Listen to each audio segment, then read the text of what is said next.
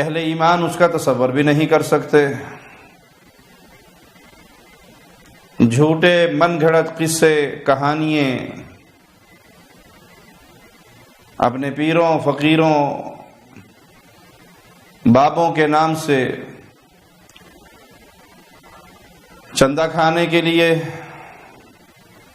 ان کی دکانداری بڑھانے کے لیے عوام الناس نے، علماء سو نے مشہور کر رکھی ہیں۔ یہ بات میں اکثر کہتا ہوں اور آج پھر دہراتا ہوں کہ جب ہم اولیاء اللہ کے نام پہ مشہور غلط باتوں کا رد کرتے ہیں تو اکثر لوگ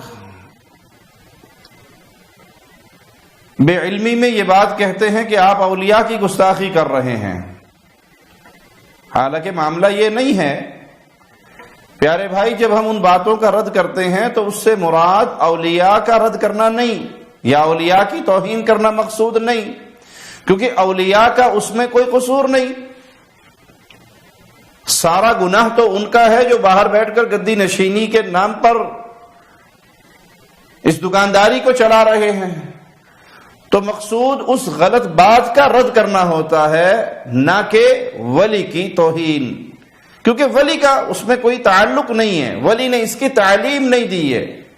پیر عبد القادر جیلانی رحمہ اللہ سے کوئی بات ایسی ثابت نہیں، ان کی کتابوں سے، ان کے عقائد ایسے ثابت نہیں جس میں یہ ہو کہ پیر صاحب نے اپنی زندگی میں 12 سال تک ڈوبی ہوئی کشتی کو پار لگا دیا ہو۔ ایک مولوی صاحب کہتے کہ خان صاحب نے کہیں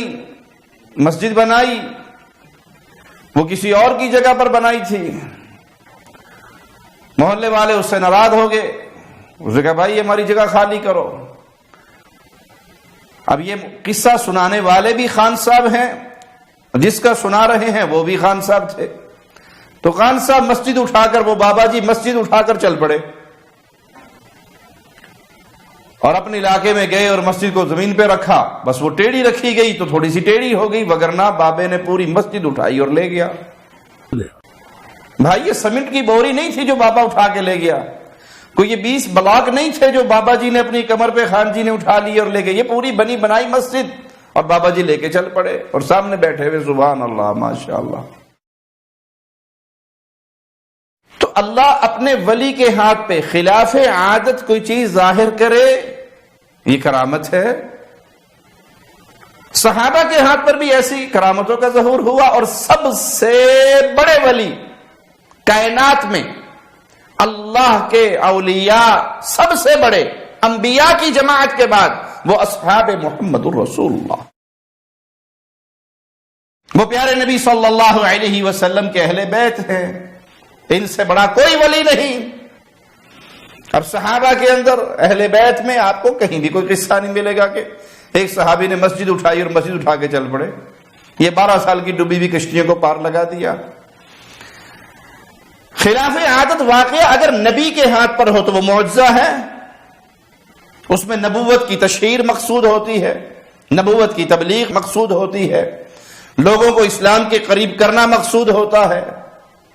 اس میں تشہیر مقصود ہوتی ہے، نبی کی طرف سے چیلنج ہوتا ہے۔ جبکہ کرامت کے اندر اختیار اللہ کا ہے، اور ولی کے لیے کوئی شرط نہیں ہے کہ وہ کرامت دکھائے، اللہ ظاہر کر دے تو کر دے۔ یہ نہیں ہے کہ جس کے ہاتھ پہ کوئی کرامت ظاہر ہوگی وہی ولی ہوگا اور باقی ولی نہیں ہوں گے۔